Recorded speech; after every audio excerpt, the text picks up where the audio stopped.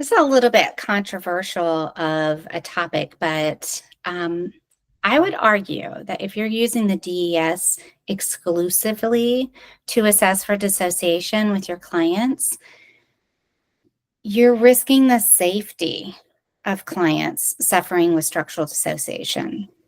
I know the DES is it's the tool that is recommended in all EMDR trainings, and it's generally reliable for general types of dissociation, right?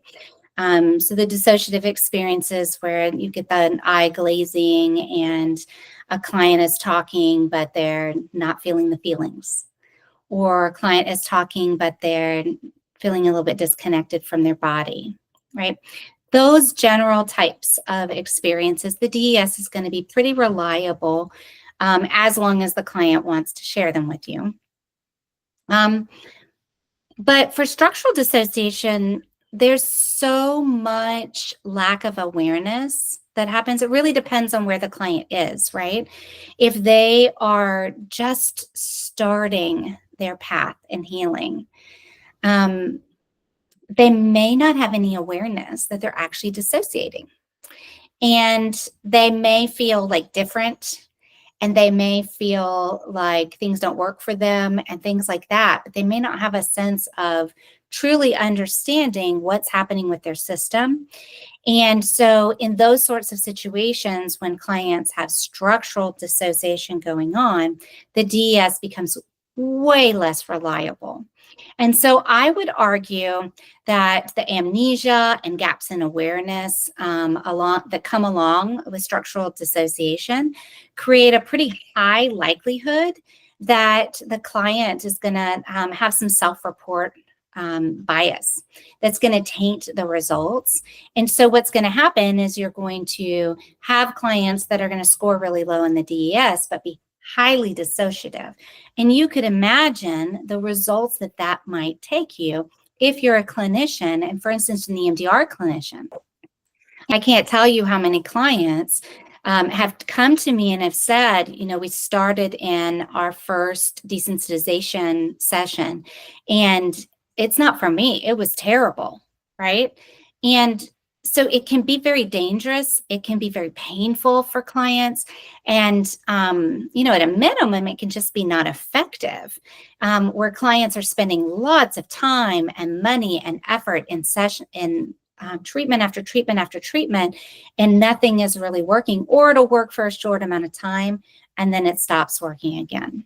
So I recommend having some sort of decision tree, some sort of way to decide for yourself, do I give the DES or do I use another assessment tool? I, of course, like the MID. I've talked about it a lot, and I'm happy to tell you why. The MID, I feel like it gives just so much more information and allows you to be able to understand when there's defensiveness that's going on. It's diagnostic. It helps to bring things, you know, rule things in and out in terms of like schizophrenia, borderline personality disorder. So I'll just say it again because I think it's that important. If you're using the DES exclusively to assess dissociation, you're missing the boat. And, you know, that's a pretty big thing. So how do you decide which one you're going to use? I do have a decision tree that helps kind of spell this out, but I'll just summarize it here. It's fairly easy. When a client comes in and the history is that they have not had any big T's, so no big traumas in their life. They've had some, you know, small T's. Everybody has had small T's. They've had some pain points, things like that, but there's not really a trauma history. They're